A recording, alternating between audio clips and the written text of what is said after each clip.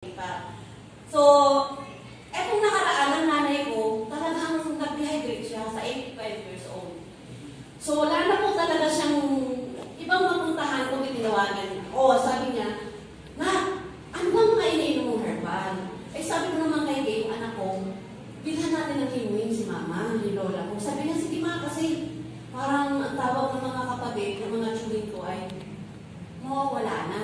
Kasi sa tanda niya, yung energy niya, yung oxygen niya, nawawala. Alam niyo po, yung himuhin talaga, nakatatlong sa silang, ako more vertically, Kamarin Center po kami galing. Pagka kinabukasan, hindi siya nadala ng ospital, uminom ng 2 sachet ng himuhin. Lumakas po siya. Ang nangyari, nung lumakas na po siya, hindi namin nakalain na ito kwento niya.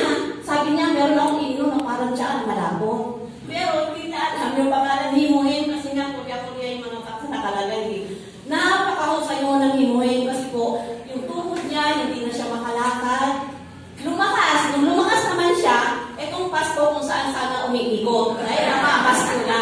So, yun lang po talaga, kaya nasabi ko sa mga anak ko, tatapunin ko ang atomi. Kasi kung hindi lang talaga sa mga ako, dahil hindi man akong ako ko hindi lang sa mga ako, nasasakabal ako. Matagal na sana na naging active talaga ang atomi para sa pamilya namin. Kaya lang, ngayon lang nila nakilala dahil na yung nanay ko gumaling sa atomi, sa himuhin. At saka doon po sa fish oil. Number 1 po ako na fish oil na gumagamit.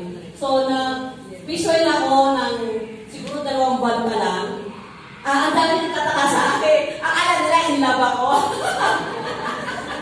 Kasi sabi, may edad ka na, bakit parang kang nanariwa? Eh, syempre, ang mga tao, hindi naniniwala na lang nariwa ang isang babae.